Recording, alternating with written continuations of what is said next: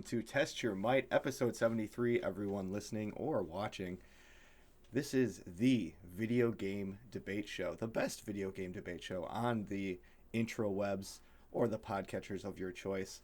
We will have some shenanigans today, but first, let me tell you what we're going to be talking about. We've got the Xbox Bethesda delay of some of their biggest titles. We'll talk about that. We'll choose our choice for we'll make our choice for the next video game footwear crossover. And then we'll be ranking our favorite, not necessarily the best, but our favorite PlayStation 1 games in our leaderboards. But first, let me introduce the panel. We've got the stay-at-home gamer with an O as the O. Or the no, zero as an O. O is usually an O. How you doing today, Mike? I'm doing good, feeling comfortable. I got my new Test Your Might shirt on, ready for today's debate. It's been a while since I've debated our co-host here, so pretty excited. Yeah, and like Mike alluded to, it's not going to be Cicero tonight. No. Nay, they say. We've got the god of the podcast, Sean. How are you doing today? Welcome back. Whoa. Okay, okay? Pretty intimidated by my own reputation, apparently. Well, we've got him back. He makes some great arguments, and he knows how to fight back for sure. He's got the chops. Well. So if you guys are listening or watching us, leave us a review. If you're on the mobile device, Spotify, that's mobile only. You can leave us 5 stars. That's the best way to get to us. Leave us a review on Apple. We don't have a lot of reviews, but we do want to say from the bottom of our hearts, thank you so much for our last Test Your Might full episode. It is, I believe, it's passing 200 downloads on mobile podcatchers. It's getting up there. We really enjoy all the support from the last episode with Ryan McCaffrey. So, it was an awesome time, and we thank you guys so much for spending some time with us. Yeah, I put in my with Cicero. We collabed, and we're both protesting. We've put in our protest thoroughly. Yeah. Ryan won fair and square, but we're still gonna fight it. If you're it's watching over. Us on, it's over, guys. Yeah, if you're watching us on YouTube, press the like button, hit the subscribe, the little bell notification up on that corner. It really helps us out. We're still striving for those 100 subs. Just click it. It's free, and it helps us out, and it'll be easier for us to tell you where we're at. It's going to be a lot easier for us to do that. Little housekeeping today. We will have the new What the Fun show episode based on a movie, and that movie is going to be Ready Player One with Mike, myself, and Joe. Going to be reviewing. Yep. It's one of our favorites, and since we're not pigeonholed into that 90s anymore, we have a plethora of stuff that we've been dying to talk about, and that's one of them. That should be out this Friday on May 20th. So, Mike, have you been watching Halo? I have. Sean, you watch any of it or no? Not at all. Okay, so Mike, I'm going to let you take over the quick little rundown of how you feel about the show. Try to be as family friendly, especially with episode 8, as you can be. Go ahead, Mike. Let's hear what you. I don't even want to talk about episode 7. It was not good to me. I think everything that has so far been with Madrigal and all that is just not good. Not the best for the show. Do I think it's the writing? Acting's on point. I think the acting's pretty good. And I think it's the story overall. In the whole show. Like, I don't really know how I really don't know how they're going to write it back to Quan getting back to like Master Chief or like whatever. I don't know where Soren is. Is he done for the season or is he coming back? I don't know, man. Like, it's just, that episode 7 was rough. And then episode 8 started off rough as well, to say the least. I really don't know, kind of where they're writing this, where their thought process of this type of Master Chief came from. Now, to be fair to myself or anybody listening, I have not read any of the extended lore in the books, so maybe this does happen. But Master Chief becomes an adult in that episode, and it was quite out of the blue. They did hire under the list of people hired. A intimacy coordinator was listed, so people were starting to wonder where is that going to come into play. Yeah, I mean, the person that he is intimate with is just so confusing to me as to why it happened. So certainly go watch it. I won't spoil anything, but at the end of the episode, I was pleasantly surprised with where the story went. Even though just overall, I'm pretty down on the show overall now. So we'll see how the finale. We'll let you guys know about our finale next week. We'll probably get a full season review out at some point, but yeah, we'll see how episode 9 works out. So yeah, as for me, it was at like a C+, B-. It's definitely stronger on that C side now after these 2 episodes. Sadly, there is a plethora of other shows that are available that I am fighting myself to watch Halo because I want to watch those other shows instead. Right. It's tough when there's a lot of good shows out. Yeah. Like if we weren't doing a weekly check-in for Test Your Might, there's a slight chance that I would have fallen off the show. But it is Halo. It is still bringing me back. I will say this, their underutilization and poor usage of Cortana in this series, besides episode 3 when she's introduced and episode 5, like, man, I'm glad she's in the miniature state now, the more synchronous video game state. Yeah, I mean, mean, she looks a lot better. Her acting's phenomenal. She's such a Jen Taylor as Cortana. She's such a dynamic character, and she is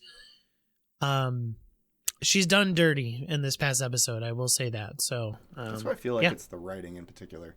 I feel like the script is kind of like I think Pablo Schreiber is doing a fantastic job as Master Chief. Like I think he's doing well so far. And obviously you have Jen Taylor, and then Dr. Halsey is phenomenal in the show, but it's the story surrounding it. And then, we talked about it, especially having one of the best episodes of the season in episode 6, following it with the worst episode of the season. It's just been a rough ride. So, but that's all I got. We'll see. One more to go, and we'll see if we're going to hang in there for the second season. I'm seeing it completely separate from the games, of course, trying my best. It's telling a story, just not a very good one. All right, well, let's jump into whatever we've been playing. Sean, you haven't been on in a while. What have you been playing lately? I've been playing so many things. I'm going to start with most recent. I'm pretty far into Guardians of the Galaxy. I'm finally making good on my promise of, hey, everyone should play a game from everyone's Game of the Year list, which I know you all kind of got a head start on. It's a good time. I was just immediately very impressed by the team dynamics, which everyone's been talking about has been good the whole time, but experiencing it was wow, this is phenomenal how it's I'm playing the game mostly to hear that all pan out, honestly.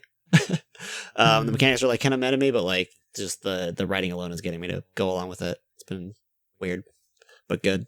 More good praises from Guardians. That's always good. Yep. And then Citizen Sleeper came out last week or this week. I don't know, but I just know I've played it for 3 days straight basically after work. And it's super good. It's another one of those it's point and clicky, but you are what's called a sleeper. You are a person who you basically exported your consciousness, made a copy of your mind and sold it to a corporation. Who then keep it and or turn it into put it into a robot to be a worker. This copied mind has escaped with one of the bodies, which of course the corporation thinks both are its property.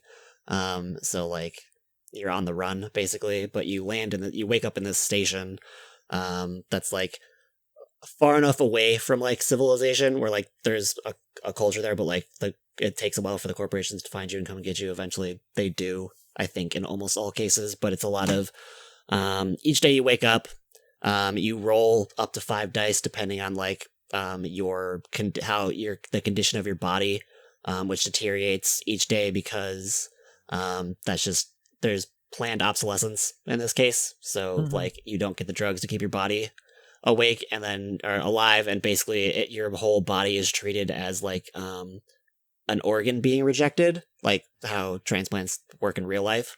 And you're kind of just like balancing keeping your body alive and finding a life on this station. And the writing is just phenomenal. The gameplay was pretty good, like the choices you have to make. I personally felt I kind of solved it pretty early on with like not feeling the tension that I think is supposed to be there of like, hey, you're like making choices about your life and like trying to survive. I felt like I kind of covered that really fast, which was a little disappointing, but I love the game overall, and I think everyone, especially if you have Game Pass, should play it. Which game is it called again? Reading it all. Citizen Sleeper. Citizen Sleeper. Okay. Yeah. It is getting like panned on Xbox though, because it's on Game Pass and it's a reading game. People don't like to read. People don't like to read. That is like half it. I went through and was like, wow. All right, great. Is it getting better reviews on Steam then? I think so, yeah. Yeah. Okay. Yeah, gamers don't want to, console gamers don't want to read. They just want to, shoot and, or sports ball or. Yeah. Yeah. So, I got a CRT TV just for free off Facebook Marketplace, and I hooked up my GameCube to it and started playing Legend of Zelda Wind Waker. It's a game that I've always wanted to play. Getting your hands on the Wii U and then the HD version is a lot more expensive than a free CRT TV and the GameCube version of it. So it's in my closet, The Wii U? Yeah, the Wii U's in there. The Mario Maker and all the games that I got for it. It's literally right there. I mean, collecting dust like it did when I owned it. I mean, if you wanna give it to me, then that's fine. The remake changes things anyway. They make choices. Who knows if they're good ones? So I mean, I mean, maybe I'll be getting a Wii U in my future. Anyway, so, but no, regardless, I really enjoy the art style. I kind of love when his eyes pop like really high when he gets surprised and stuff like that. So like the character of Wind Waker is really, really awesome. But I have a sad story. My CRTV took a tumble and it broke. It's not Xbox ready anymore. It's not. So yeah. I made a poor decision. And it was all my fault. So, I do have an HDMI converter for the GameCube, so I will probably just start playing it again on my TV, but I kind of wanted to play it in its old glory, but, yeah, so that's a story for another day. But these were like Nokia phones; they just couldn't break. I mean, for the most part, yes, but when they fall face first, yeah. Tonga storms, dang. Yeah, it was not fun. So anyway, in the meantime, I've been me and Caleb have been playing Lego Harry Potter. We beat Sorcerer's Stone, so tomorrow we will continue into Chamber of Secrets. Actually, I think we're actually in Chamber of Secrets a little bit, so we'll continue in that. Yeah, it jumps right in there. It just kind of throws you into the classroom. Sean, I actually played a little bit of this game to kind of chit chat with you about it, and that is Loot River. Loot River is on Game Pass if you guys have a chance to download it and are subscribed, and it's this isometric 2D pixel art game where you are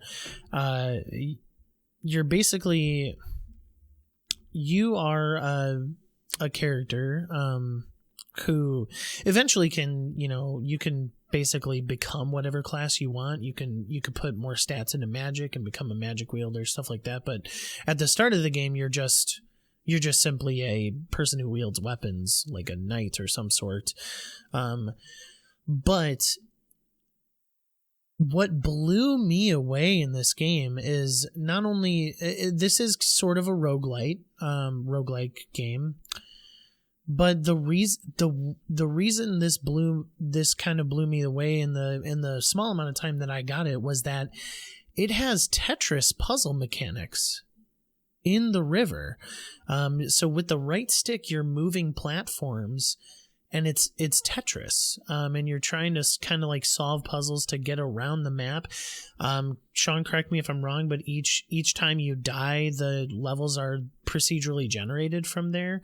So it's like it's all different every time you enter, and it's pretty unique. I think I'm going to stick with it. It's got some really cool mechanics, cool things going for it, and also like I think the story is going to be there as well, which is what I've heard rumblings about the internet, but I think it's there as well. But yeah, Loot River.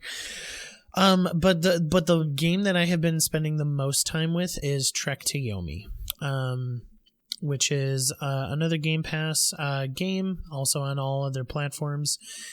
And the one thing, I love old samurai movies, and this is probably one of the most stylistic games I've ever played. Like it is beautiful.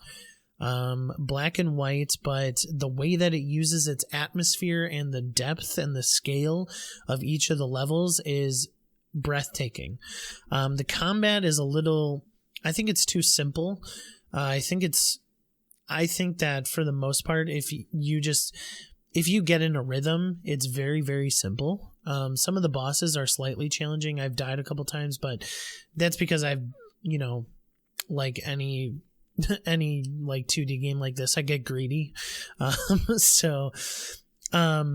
But yeah, like honestly, the story isn't quite there, but I think this is a must play on its style alone. It is so unique and so breathtaking as far as the atmosphere. Like people should play this game. And it's only like 6 or 8 hours, so definitely give it a chance. All right. I have downloaded both those games from Game Pass. Not tried either of them yet, but I've heard similar things for Trek to Yomi. Loot River, I was like, oh, a roguelike. Also on Game Pass, free, downloaded in like 2 seconds, and with my internet, I'm amazed at that. And I just haven't played it yet, but I did get a chance to try a few different ways to fix Lego Star Wars Skywalker Saga, so I would get that 100%. I tried multiple things that people were saying, hey, do this, try this. None of them worked. So I put it back down and put it back in the back catalog. I did, however, start playing the Stanley Parable Ultra Deluxe, yeah, on Xbox. And Sean, you're laughing already. Have you played the original? I know it's an old Steam game. Oh yeah.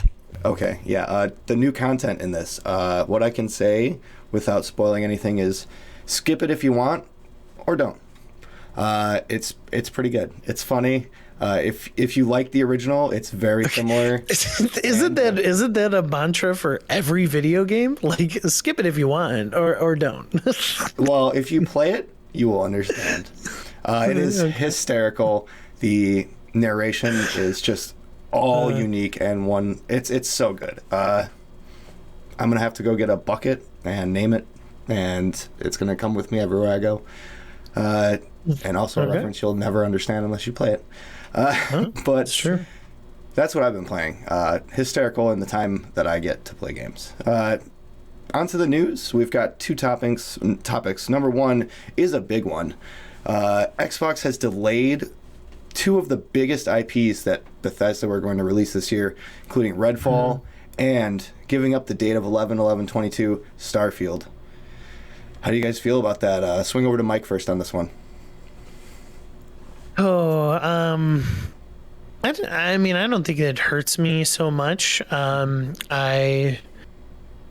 not like overly like chomping at the bit to play, certain RPGs like Starfield. I think Redfall certainly had a hook that I was kind of very interested in, which was just the ability to have powers and stuff fighting different styles of vampires. Like really the aesthetic and the premise of the game hit with me. So, but Redfall, I didn't expect at all in 2022. Even though they said summer of 2022, I didn't expect that. Like Starfield, They haven't really however, said anything about it since they announced it. So Starfield, however, is I'm more shocked about it in a sense that like they felt very confident, and they were like, this is the date. Even Todd Howard himself was pretty confident about that date, and so I'm a little shocked about it. I'm not shocked in the sense that like every game gets delayed, but with the confidence that they had backing up it, like, I mean, that's just where my surprise came from. But overall, I mean, delay a game and we get a better product. So I mean, I ultimately think it's a better decision.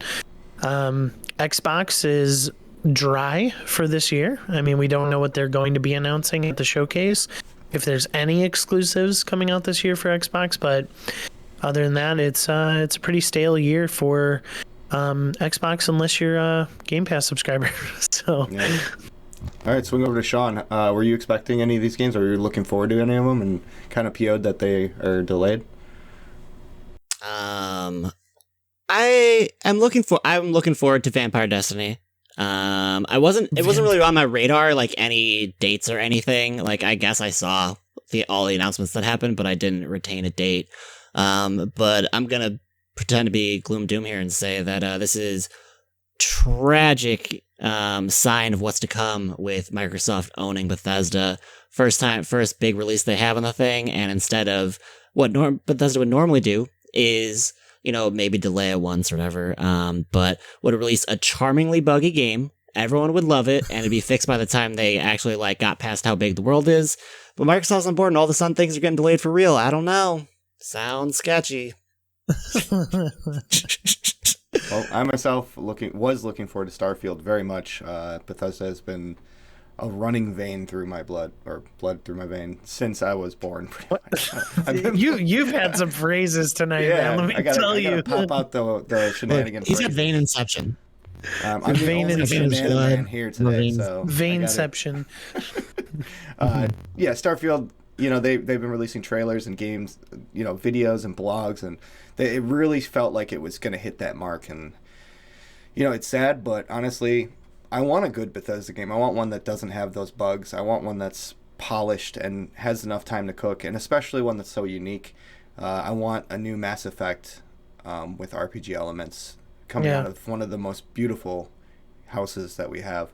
I think it'll do good. I think this pause, this break, I'm sure they have other stuff up their sleeve. I think Sean's totally onto something, though. I gotta admit, like, this is off brand for Bethesda. Like, they should release it, bugs and all, and then release a DLC horse skin, and it will work. Hey, to be honest, to be fair, the last big release Microsoft has done was Halo Infinite, and it didn't. And it still continues to not quite meet expectations for a lot of fans. So they want to make sure that the big powerhouse that they bought is coming out with something that's going to. I mean, everybody's worried about being the next Cyberpunk. Like that's really what they're doing. I mean, that's why we talked about this last week on our news episode. That's why Gotham Knights dropped Xbox One and PS4 versions of that game. Like. Yeah. They don't want to be the next Cyberpunk. They want to release a finished product, especially one as big and with that big of weight and expectation as Starfield. So I mean, I say bravo to them for delaying it. However, Xbox does need to start delivering on some like consistency and getting some of these releases out on time when they say they're going to do it. So. Mm-hmm. All right. Well, we'll go on to our next topic. Sean, you brought this to our attention. I'm going to hand the mic over to you as a host for this time period, and only this time period. This is the story. It's okay, Sean. You're a co-host still. You're a co-host. Yeah. Just during this episode. Yeah, Justin's the guest, right? This is about how Game Pass is affecting games, and is it a good or bad thing? Sean, go ahead. Yeah, so this is a story that's focused on a very particular situation of a game developer that self-publishes having like a problem with the Xbox Marketplace in specific. So a video game called Fury released on a bunch of different places, including on Xbox, and it sells pretty well. They made enough to then go and make Haven, which came out recently and was on Game Pass. But they did a recent update for Fury, the game makers, the developer. But they couldn't make the finances add up to also then go on to make that update merge onto Xbox. So PlayStation, PC, I think Switch also, they all get an update, and that includes a new character and a whole bunch of stuff. But because of the way that the Xbox Marketplace works, they couldn't justify being able to put in the extra work to make the Xbox update happen. In their eyes, it's kind of, and there was, in the article I was reading, there's charts and everything that wowed Justin, and I also appreciated, where it was showing that basically if you're an indie, especially if you're self-publishing, it's kind of Game Pass or bust on whether people are going to play your game on Xbox. And because of that situation, again, small companies that self-publish for whatever reason, kind of have to make hard decisions that complicate the narrative of Game Pass a little bit. Even as someone who now is going to say, hey, the Umarangi Generation's coming out on Game Pass on Thursday. Download that, please, because it's fantastic. I still got to be yo, what is Game Pass doing? And I don't know. But I just thought it was interesting as the indie person, the indie guespert. indie guespert. And I mean, I'm turning into an indie person myself. I mean, obviously playing more mainstream indies than Sean usually as far as majority, but still hitting that indie scene more so than the AAA space nowadays. But man, it's such a touchy subject, because Game Pass, you hear stories, and the game that I've been playing, Trek to Yomi, is one of those where the developer is very outspoken and has been talking about how much Game Pass has affected that game, and just in a positive way. But then you see the fact that this developer for Fury here, as you said, doesn't have the Xbox support, and didn't see the sales to really think about developing for that. And it is a thing to discuss, where Game Pass comes into the fold there. But honestly, me and Sean were having this conversation, and even me and Cicero were having this conversation. Indies nowadays, self-publishing is going to be so hard, and if you do want to self-publish, Game Pass is a pretty good option as well, for not only the marketing, but also just to get the name of the game out. But it's so hard for an indie game to be successful if it doesn't have one of those good marketing publishers such as Devolver Digital, or let's say a Sony or a Xbox behind it. It's going to be very hard, and nowadays, because the space is so convoluted now. It's so I mean, there's a game releasing every single day on the eShop, like that sort of thing. So it's a tough line to walk. More power to a developer if they do want to self-publish, but at the end of the day, like I think Game Pass is a good option for them. I mean, the Trek to Yomi people said that the deal that they had with Game Pass will allow them to make their next game. Mm-hmm. So stuff like that, it needs to be weighed as well, and it's tough. Yeah. What Sean alluded to and what wooed me about the article were 3D pie graphs that showed the difference of games on Game Pass or platforms with Game Pass or PlayStation Plus and without.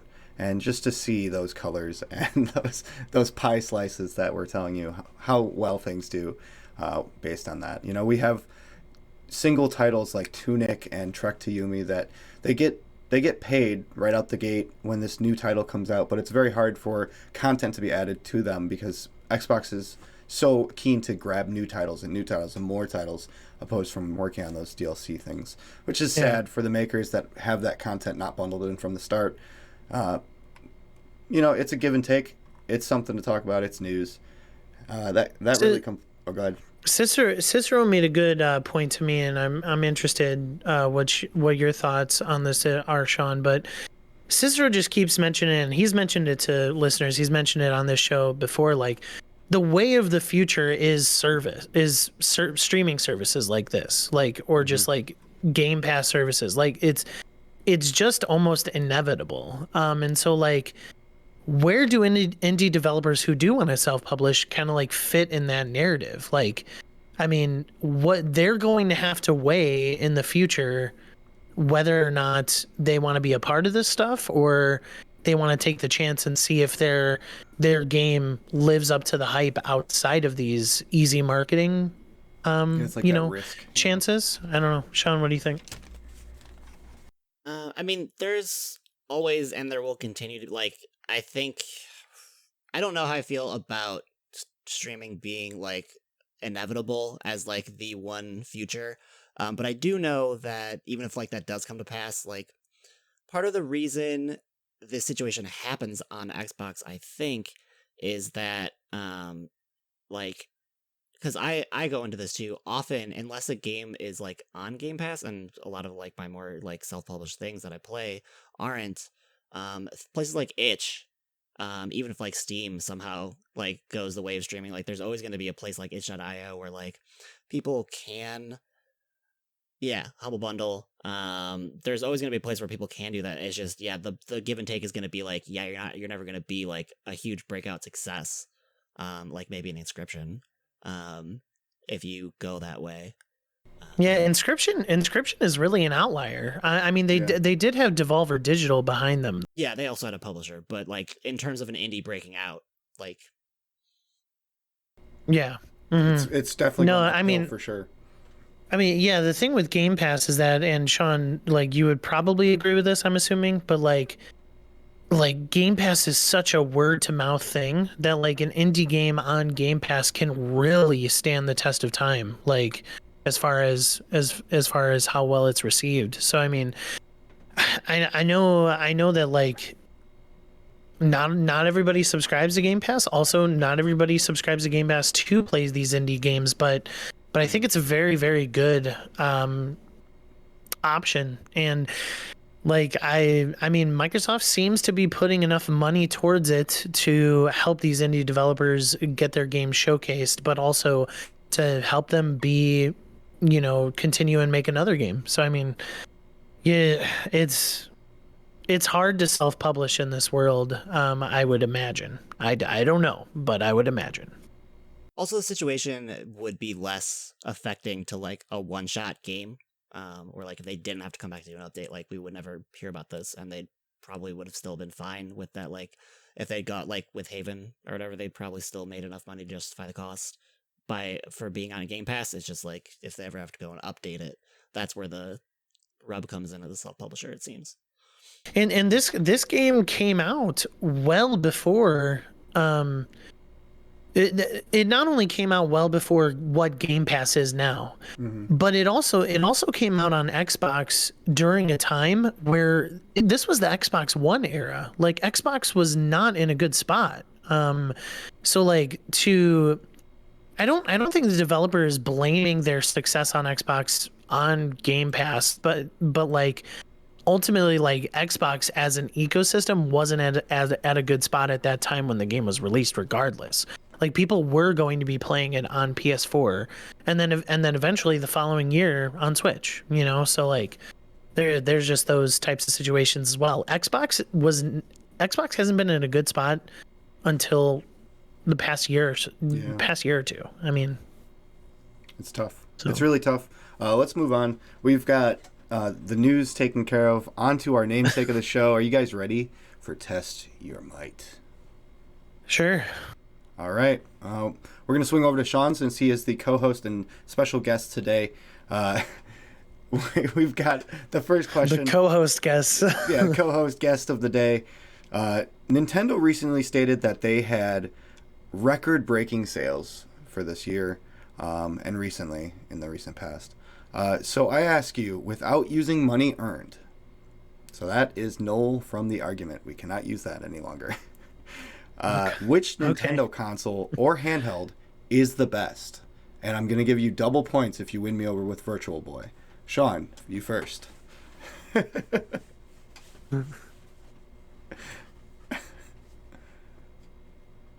think you're muted, Sean. Yeah, I can't hear you. Dang it, I was. All right. I really want to shoot for the Virtual Boy because of this wager, but I only have like 2 hours total with it, so I can't. I have 0 hours, so I'm going. It's got to be Nintendo DS. Okay, are you talking DSi, the original, or the XL, or the 3DS? Do I have to get not 3DS, just the DS? Probably the Lite.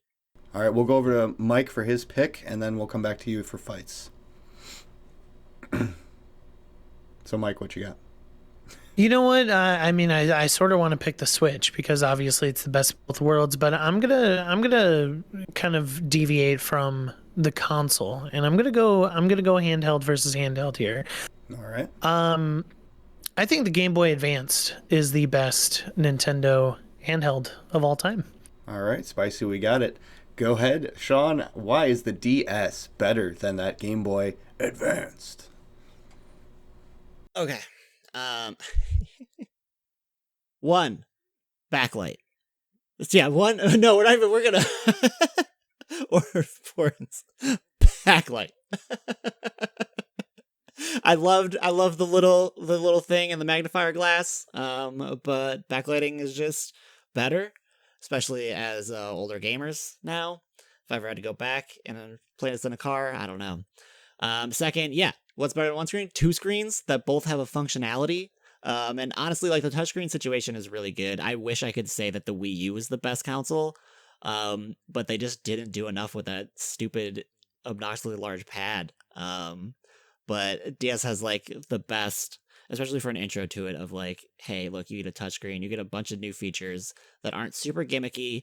That like, yeah, once again, Nintendo pretty much only made full use of everything, but there were but like other people tried to use like the microphone that came built in and the touchscreen to great effect, and then also games that happen on it.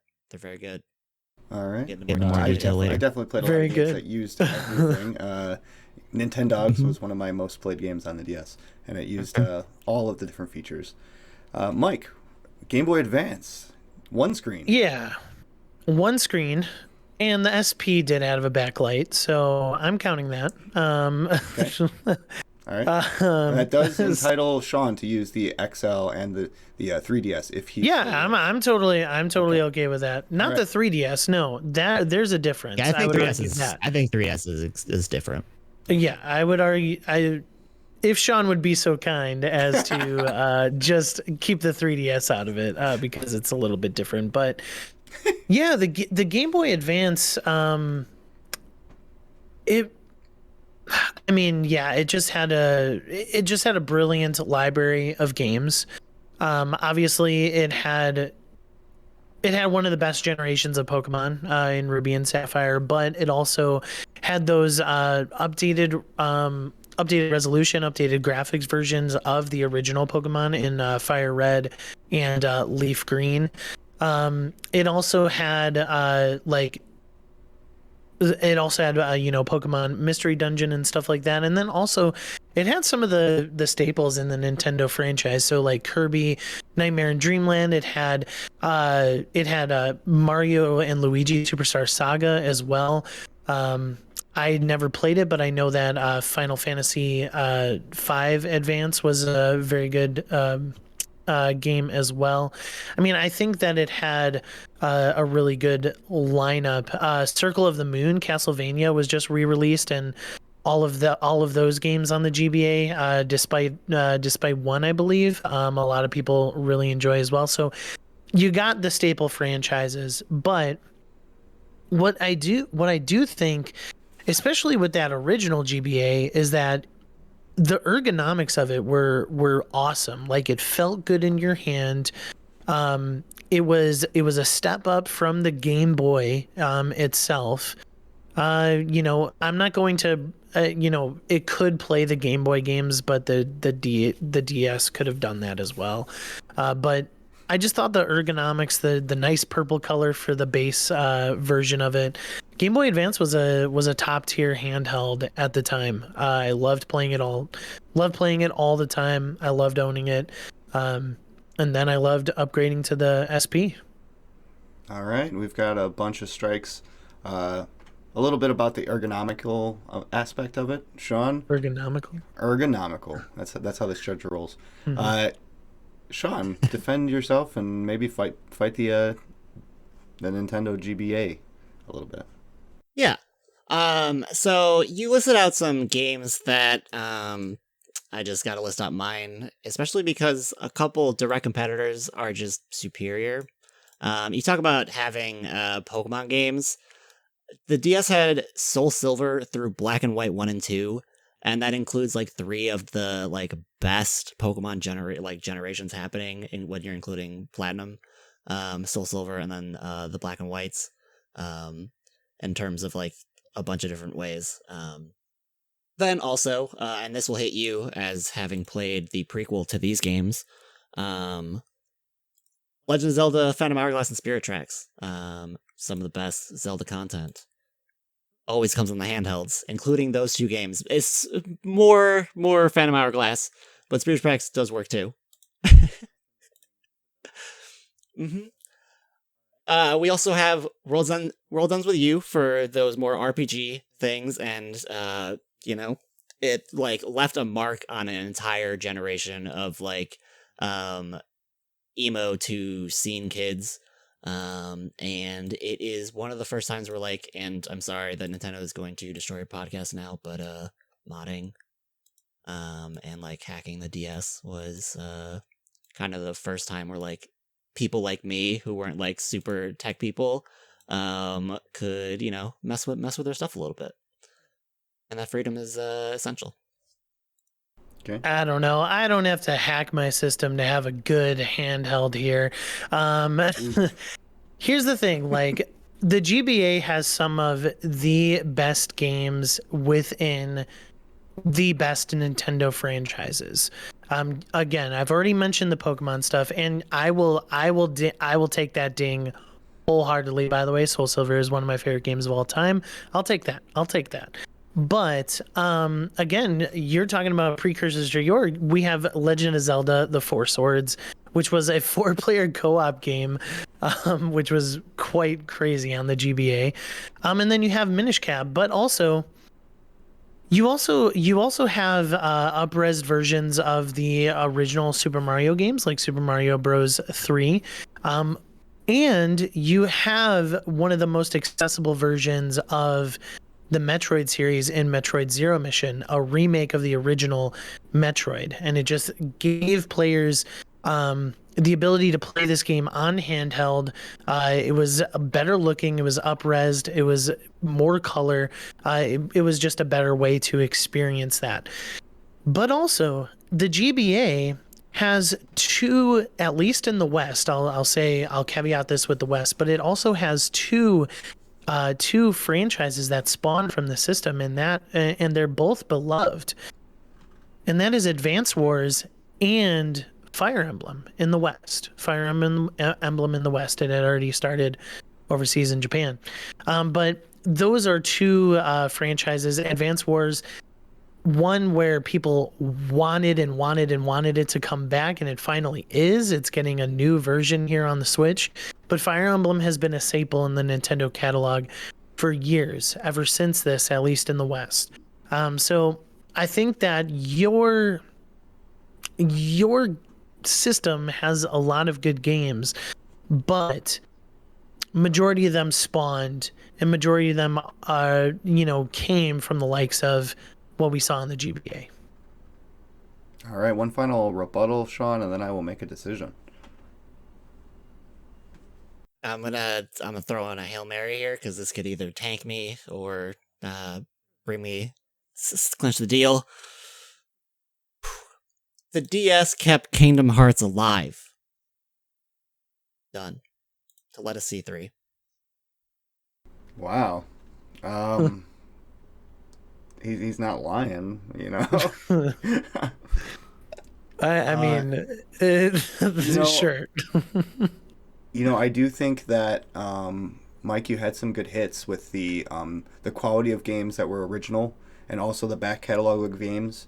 But I think that the DS and the accessibility of kind of playing it the way you want, like maybe you didn't have to mod it, but a lot of people did, and it really helped with their game collections, and also them being allowed to play whatever old systems they wanted as well. Not saying I was one of them, but I might have been. I do think that the DS won this argument. I think it was good. Even if he just stuck with the classic DS. He started off swinging with backlit and 2 screens, and I think that really hit you hard, and you weren't able to recover without just listing back catalogs of games. He took my answer, so I was going. All right, well, then it won on 2 fronts. Virtual Boy would have won 2 points, though. Sorry. All right, so on to the next debate here. With Halo-themed boats. With Halo... Let me start that over. Are you okay, Justin? Yeah, I'm good, man. I'm just excited to be here tonight. With Halo-themed boots releasing recently, and Pokemon Converses, if you guys have looked up that collab. And also Fila had Sonic shoes. Fila? Yeah, isn't it called Fila? Fila?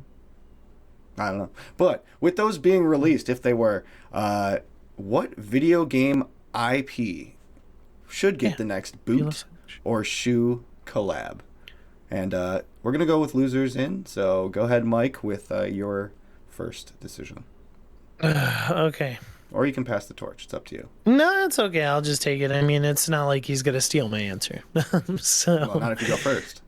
Yeah, I mean, for sure. I was thinking about this all day. Okay. I was thinking about how I would implement a cool, unique style of shoe that is related to a video game IP that we like. And the video game I have chosen is a stealth game. It is a game where you're doing a lot of sneaky sneak.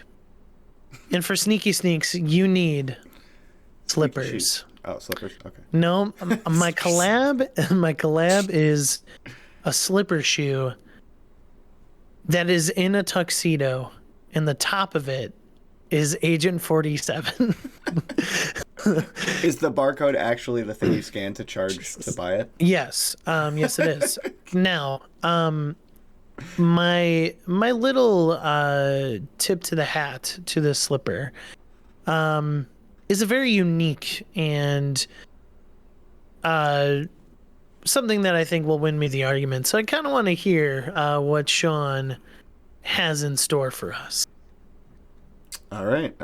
Mike's going to hold off on that killer argument that he's going to bring. So, Sean, what have you got over there that's going to beat the man in the tuxedo on your shoe as a house slipper?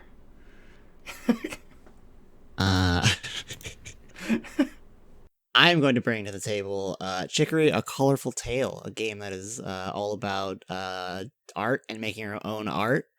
In the game, you're painting everywhere all the time, but notably for this conversation, there are like 4, I think, different times where you are asked to design something custom and like paint in what you want and use all the tools available to you, which include like stamps or like different filters and like brush settings. This includes a shirt, a pizza, a donut. It regrettably does not include shoes, but I think that's where we fix that with a real life collaboration.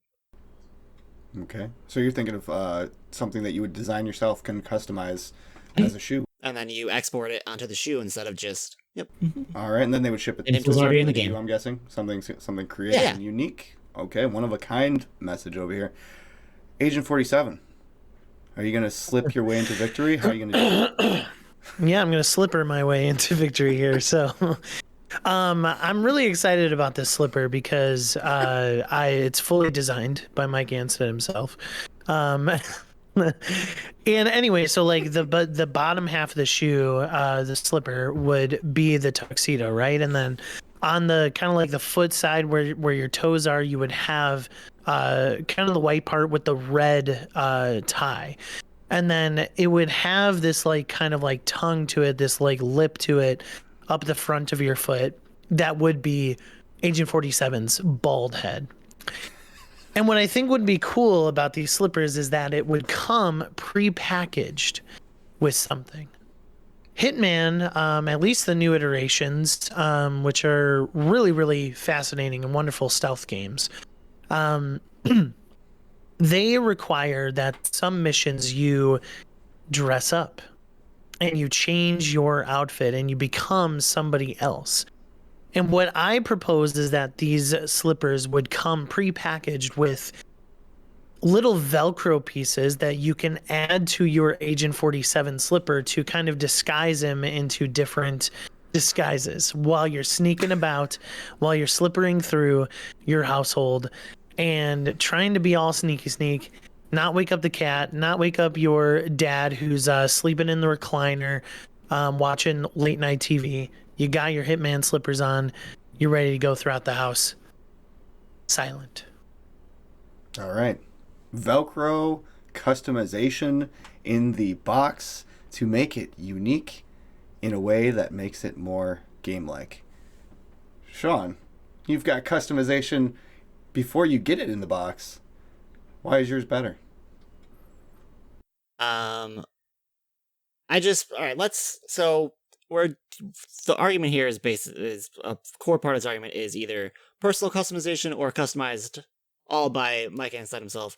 I'm going to ask you to show what kind of footwear you got so I know if I can trust your shoe sensibilities. Because right now, especially with a bald man's head on my feet, I don't know. Seems sus. Team sus? Yeah. I mean, it's just. I don't know how can we trust Mike Ansted here. It's just like I one don't of even know those. what console is best. What console is best? I mean, What Nintendo? What Nintendo? oh, what system is best? Nintendo? Yeah, it was the Switch, but I tried to argue a handheld against your handheld.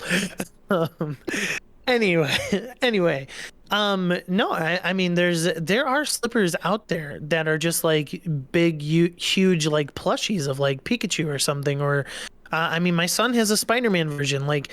It can happen, like, and you just have little Velcros on the side of the tongue, where you're able to put little disguises. Just have fun to like customize it. Like, if you really want to go there, these disguises are from the game. They are lifted from the game, and you could buy a certain version of the slipper that has different disguises. Like some of them are going to be prepackaged with just like the security guard, or the businessman, or the banana suit or whatever. Like just something fun and unique to give a little customization to your slipper while you're sneaking. Sneaking. All right, Sean, a little bit more on your customizing your shoe. just about based on your shoe itself, no more rebut. Let's just hear what you got for design looks, or how would it look in the box? How would you create something unique, one of a kind, with yours? So I think like there's a little more to add, but like the like direct pitch of this is that it's simple, it's easy, and it's like already done by you with tools you know how to do. And yeah, sure. I mean, again, you're painting everything in the world. I think you could even custom design your box so you have like something to like display in your room, even if you're displaying the shoes or using them. Quality, because we're not worrying about extra peripherals, the shoe quality is also like we can focus on that being good, making sure nothing runs and that it's like, you know, the proper levels of wear proof in case you do want to wear them outside because they're going to be beautiful. You made them, obviously. And really, the pitch beyond that is you kind of just gotta see what the game looks like, and it's beautiful, and they give you the tools to make something great or bad but charming in a way that is going to be, you know, it's going to be from this game because of the palette and just the art sensibilities of it. All right. I think I'm going to call it. I'd hate to do this to you, Mike, but I think Sean's got this one. I think that I don't think the Velcro is a good idea. I think on a slipper, especially, you're going to be like trying to sneak around, but then you drop your bow tie on the ground and you can't find it. And I think that, yeah, the Velcro alone is noisy. You would set your slipper up before you leave. Come on. I think what could have won you it is if you would have taken it the other direction and said you get a slipper in game to use as a weapon or like a chancla and just chuck it and knock someone out. I think that's that would not cool. what the question was. Well, you know, in game content, whatever or not. I disagree. Protest. Send all your protests to rubberduck_2500 at Twitter, or stay at home gamer with the O in home being a 0 for that one. All right, on to the next argument. Sean, you're up 2. Can Mike come back? We'll find out in the next debate. Evil Dead, the game, just came out Friday, this last Friday. And I ask you guys, what horror movie IP should get the next game? So make sure you describe the story, gameplay, whatever you'd like to do to make it unique, based on a horror movie IP. Sean, you won that one again, so Mike, back to you again for the start of this one. Go ahead. I'm going to go to Sean first. Go ahead. All right, Sean, you have Or the torch. are you sure I'm not going to steal your Or will you sneak your way to victory? You will steal my pick, so. I'm immediately going to counter that because I have to decide which horror movie no one's ever seen I'm going to be talking about right now. Probably the same. So go ahead. Ooh, that's exciting. I really hope that it is. I'm going to say some words into the mic, and based off of that, based off of some responses, I'm going to pick a movie. Surgery. Life is Strange. 8th Grade. Haunted Houses. Life is Strange is already a video game. You can't do that.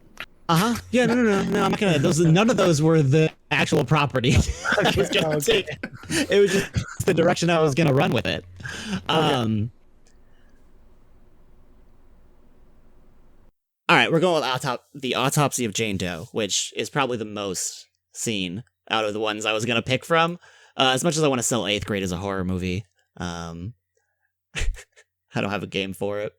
All right, Autopsy of Jane Doe. It sounds like Justin's already familiar, but for everybody else, I think it's still on Netflix, but also for here now, it is a movie where a girl's body shows up at a morgue, and a son and his father, they're professionals that do autopsies, and they have to do an autopsy on this body, which looks pretty pristine, and just like this like pale ass white girl who's on a slab and was found, I think it was during like a drug raid, they found this body, the cops, and then they're just kind of, the premise of it is they have to do this autopsy, and while they're doing it, some weird shit happens because it's a horror movie. It's related to this girl's body. And it's an equal measure of just like going through. All right, so the game part of it is going to be, you're going to start the game with being kind of a like surgery style game. Like not quite trauma center because that's a little too like fast paced and focused.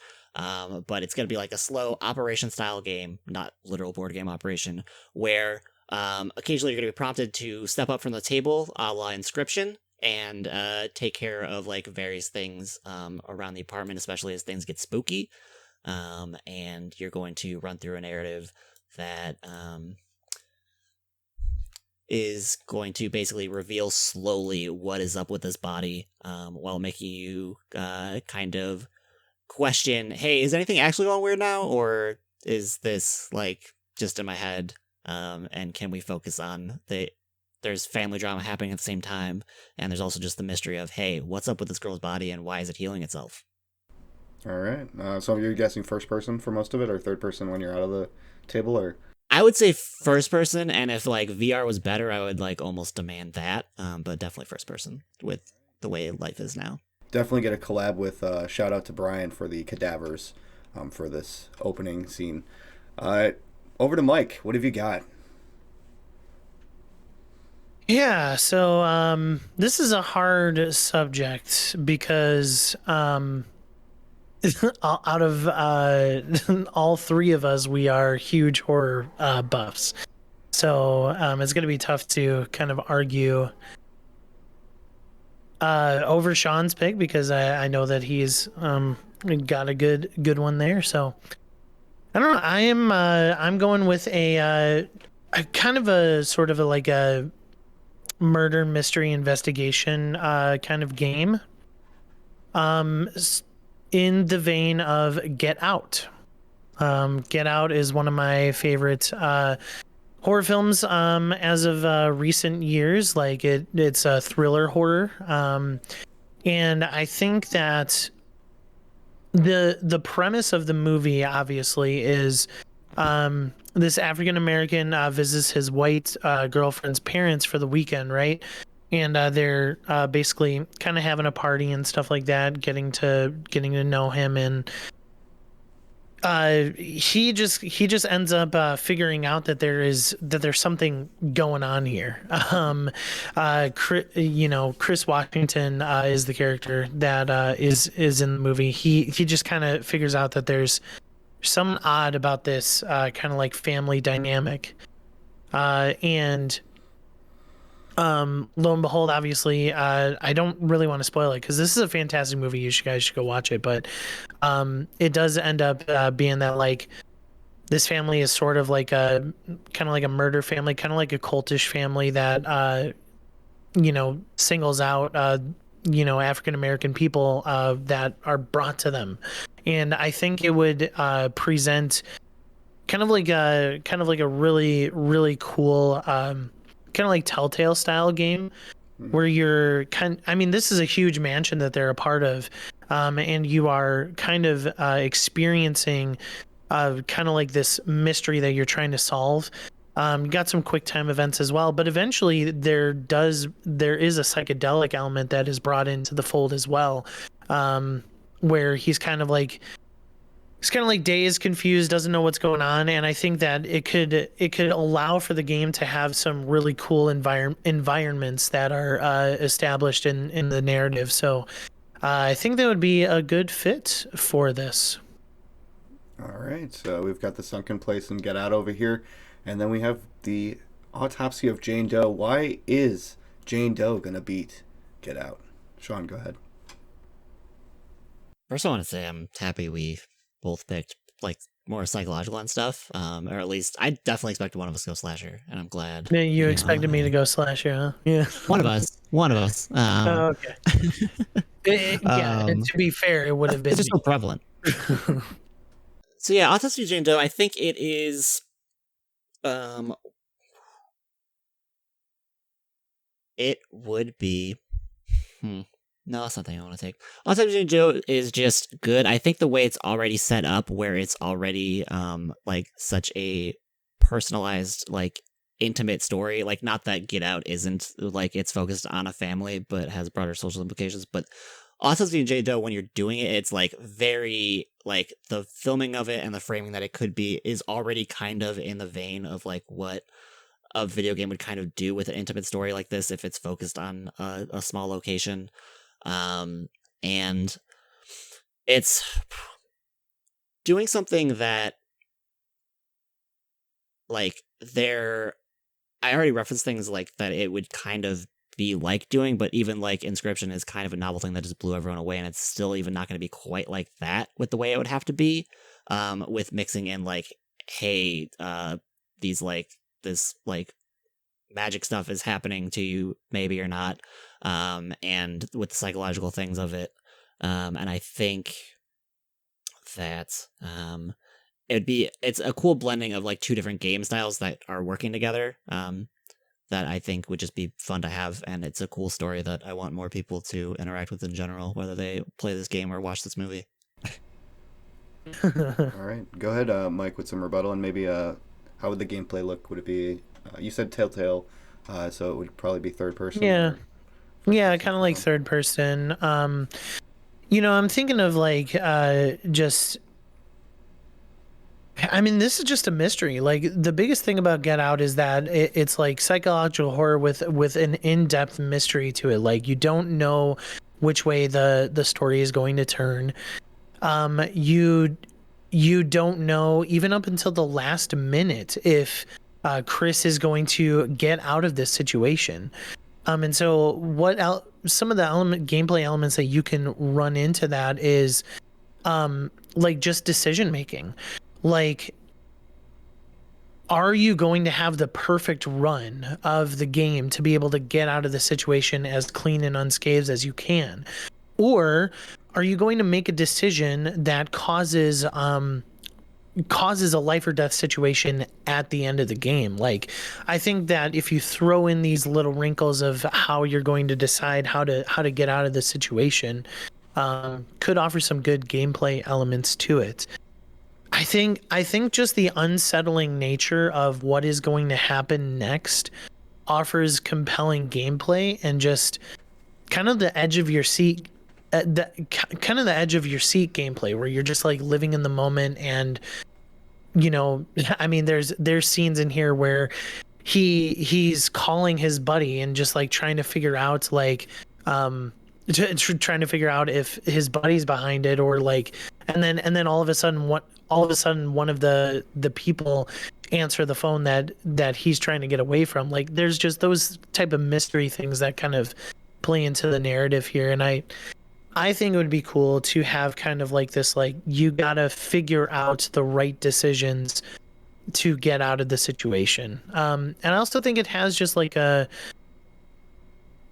also think that it just has a really good story behind it. Like, the social injustice that happens within this movie, and just what the narrative of social injustice has been for years. Like, this was just a beautiful kind of like story to tell that, and I think it'd be cool to relive it in a video game. All right, Sean, one more rebuttal. How is your game going to be unique from games that are currently out, horror-based games?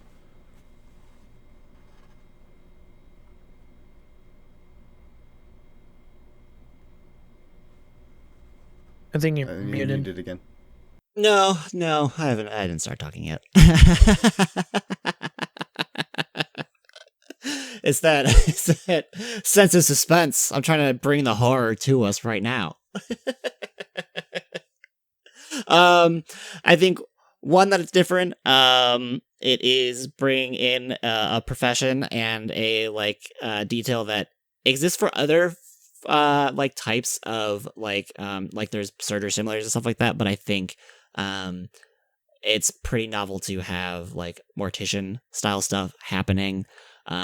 And also, again, it will be akin to like Inscription type, mixing in puzzles and like a type of game. In Inscription's case, it was card game. In this case, it's surgery game. But it would fundamentally kind of have to be different because of like scripting, of like walking away from the table and stuff, and the type of like shenanigans that move on with that happen in this scenario. That, you know what? Yeah, in the scenario that like is hard to breach on without spoiling stuff. But honestly, which stuff, you know, possibly, allegedly, that kind of stuff happening in, which like video games do touch on that topic, but the way that it would be, like getting in your head about like it's less about exploring some like weird haunted place and about like using like being forced to go to different places, interrupting a task that should be rote and like boring, which like those simulators would normally do, and turn it into something and weird and very memorable. All right, you guys made it very difficult for me. Very difficult. I feel like Sean, you had it for a really long time, and then I was thinking about Get Out, and I was thinking about Jordan Peele and his directing sense and how it would translate almost perfectly in the game for this mystery psychological horror that Mike is describing. And then he said Telltale, and it was like it's like that was the perfect comparison for this story element. I feel like this Get Out Jordan Peele movie would be something that you could replay and have different kind of procedurally generated things happening to you based on different stars that are in the movie as well, coming in and triggering events that you would have to get that perfect run to get out. And I think it would work well. I really do. Jane Doe, phenomenal movie. Anyone listening to this, go watch it. As well, if you were in that character and you're peeling back disgusting elements and seeing sigils and all kinds, it would be terrifying. I haven't seen it. Oh, it's a great film. It's not a AAA film pretty much, but it is a good one. It is something AAA for video games. All right, that's 1 for Mike, 2 for Sean. On to the blind fight. We have plenty of time. We can do it our normal blind fight style, and we are going back. I created this one specifically for you two, and I wanted to see what you guys did with it. So we're going back to the classic verses yet again, but this time instead of characters, we're going to do games. Okay. So these 2 games that you have to choose from. Now, Sean, you did lose, so you get to pick first. These are both games that were originally released on the PlayStation 1. And they're some of my favorites. So let's see who wins this between the 1996 Resident Evil and the 1999 Silent Hill. Which one is better? Fight to the death. Sean, what do you decide as your choice? Also, no using money and how much it earned. I would never. All right, this is gonna be rough because this is a high chance I pick Mike's now. 50%. It's a chess game here. 50% is so high. It's amazing. Yeah. I'm gonna go with Resident Evil. Okay, Mike, you are selected as Silent Hill, the 1999 horror video game as well. Sean, why is Resident Evil from 1996 far superior to Silent Hill?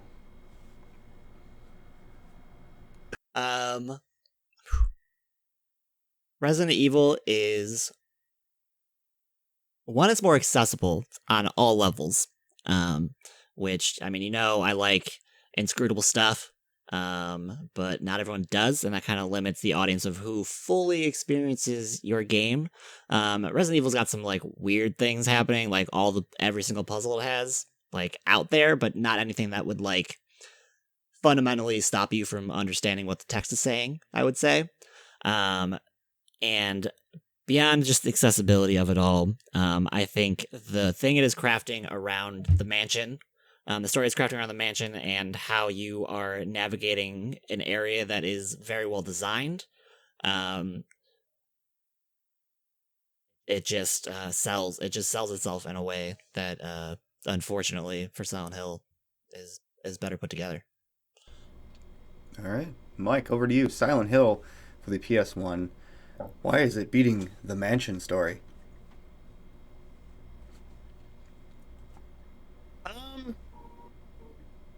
I don't know.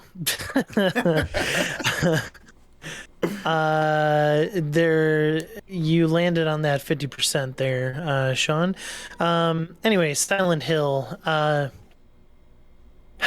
I think Silent Hill has such fond memories in the fans' lives. I mean, not only is it a game that is certainly thought of highly, rated well and everything, a really good horror game.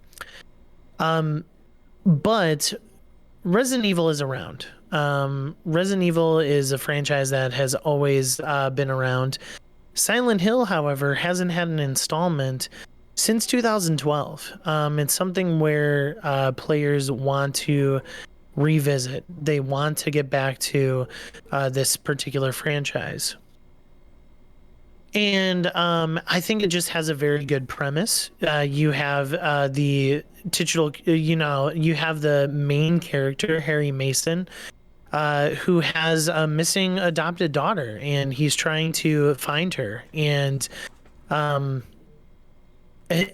can't.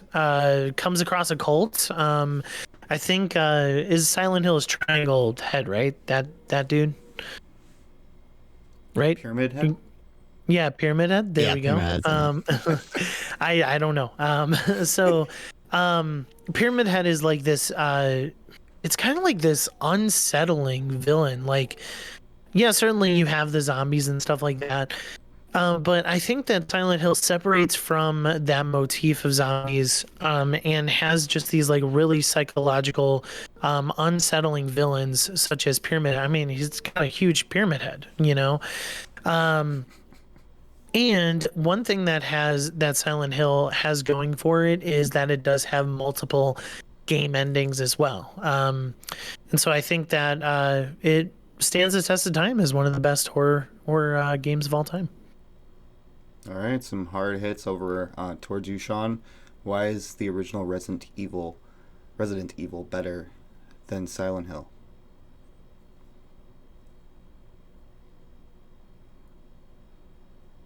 It's got zombie sharks. Yeah, you got a job situation happening. Look, there's this beautiful mansion up top that has its own slew of great enemies, including one of the earliest incarnations of dogs being the worst enemy to fight in video games, in a good way. In this case, it has good surprises that kind of like mess up the player, but in a way that's like good natured in the end, with like you're killing zombies all fine at first, and then like they kind of evolve in a way that you could piece together on your first run through, that are pretty cool, with like the redhead ones that you have to like get headshots on specifically. And you go through all this whole like cool, well-designed mansion, meeting a cast of like weird characters that are happening, and then after you get through all that, you go downstairs, you like finally get out, and you get to like a lab station that includes just the giant shark tank with some zombie sharks that are trying to eat you, and it's funny and it's surprising and it's great in a way that Resident Evil hits in a specific way, with like campiness but also horror. All right, one final closing argument from both of you. Mike, closing argument for you. Okay, so he gets 3 arguments and I just get 2. You can have this last one. It's fine. Okay. Yeah, I mean, I think it's I think this is just a franchise that needs to come back. There's so many people that are vying for it to come back, and I think just the main story here just has higher stakes. Really, I mean, you're set into a character that has a daughter missing, and he is he has to navigate this cult that he comes across, who, you know, who are up to their mischief, obviously, to try to find his daughter. And I think that just creates higher stakes for the player. Like it becomes more personable. And then when you get into kind of those feels of the game, and you understand the type of situation that you're in, it creates a deeper level of horror that you weren't expecting. You are thrust into this father figure who is missing his daughter, and the things that are stopping you create the scariest moments in your gaming, you know. And so I really think that this just offers a deeper level of horror that people who play horror games are looking for. All right. Sean, one final statement or whatever you'd like to say. You get 30 seconds because you did start. I'm just take as long as you want, but it's a final statement. I think the gameplay systems of Resident Evil just are flat out better, even if it does have the tank controls, but I believe both do. But I think just like the like gun management and just the way that it interacts with like boss fights and such, like you get to the end of a Silent Hill game, and like even if your first run through, it's kind of like you could just take a bat and pop it, and just like the final boss will just be like you beat it like a pinata, and that's nothing. And Resident Evil, you can get that like if you super know how to like get like extra ammo and stuff, and are super conservative about stuff. But like you don't have to be that knowledgeable and good to like completely kind of ruin the end game experience of Silent Hill. But you do have to have that for Resident Evil, and I think being able to like maintain the arc throughout the whole thing is something that is particularly necessary. All right. Do you guys have any idea how hard it is to not throw bias into the argument? It's very difficult. I've never had bias in life. But when the argument describes your thoughts and what you're thinking, that's what wins you over, right? And yes, Resident Evil does have great memorable moments, the dogs being one of them, which you did mention, and the sharks. I think Mike hit you really hard with the endings and the unique storyline that is more impactful because it's your daughter, and you're playing through this story. It might not look great, but to be honest, neither of these did. They were very crappy looking on the PlayStation, to be honest. And yes, fans do want it back. I think Silent Hill wins this. I think it does. That ding with the endings was huge. You know, it's not just a linear path, start to finish. You matter in the story, and you get what you deserve at the end. So, Mike, that is a win for you. That makes it 2-2, I guess. So we're going to go into our bonus round. The Metacritic score of the day, of the week. So we're going to go with a game for... We're going to go with the game for the DS. And the original Nintendo DS. Are you ready, Mike? Sure. Okay. This is going to be Price is Right rules. You guys write down your numbers or say them. Do not change your number. Higher wins. Or higher without going over. The game is Pokemon Mystery Dungeon Explorers of the Sky. That is the title. Again, Pokemon Mystery Dungeon Explorers of the Sky for the Nintendo DS. Sean, are you ready? Yeah. Okay. Mike, ready? Yeah. Sean, what is your number? 58. Okay. Mike? 58. You Okay. can't pick the same number, Mike. Well, Pick your answer again. I did it. so I was going to choose 75. 75? Mm-hmm. The correct answer is 54. Oh, wow. Which means So Sean wins. Oh, Just by a few. I thought we both lost. Right. Yeah, Pokemon Mystery Dungeon Explorers of the Sky apparently didn't do very well with critics. All right, that runs out our Test Your Might section. Sean, the co-host, the guest, the winner of the night, and I think that's your first win with the Metacritic score game. I think, right? Yes, I think you always just- get to that round, and I always lose. Yeah, Till I tonight. believe we even made like the pull the Sean rug out from under you loss joke about it. So Guys, taking that away. my daughter is crying, so I'm gonna give you my 3 leaderboard sections. And the leaderboard for the night is favorite PlayStation 1 games of all time. Mike, go ahead. What are your 3? So first one is Crash Team Racing. Okay. And next one would be Tony Hawk's Pro Skater 2. Okay. And the final one will be Spyro, The original Spyro. the original Spyro. Will Yeah. you be back in time for the must pick, or would you like to select? Probably not. So, let's see. My must-have. I think that maybe one of those other twos can make it, so I'm going to put on Crash Team Racing. That's my Okay. must-have. Crash Team Racing has made it to the list. Sean, what are your 3 games from the original PlayStation that are your favorite personally? Right. Metal Gear Solid, Mm-hmm. Crash Bandicoot 3, Ooh, okay. Warped. Let's respect that. Is it- And Bloodborne PSX. which one was that? Blood. Bloodborne PSX.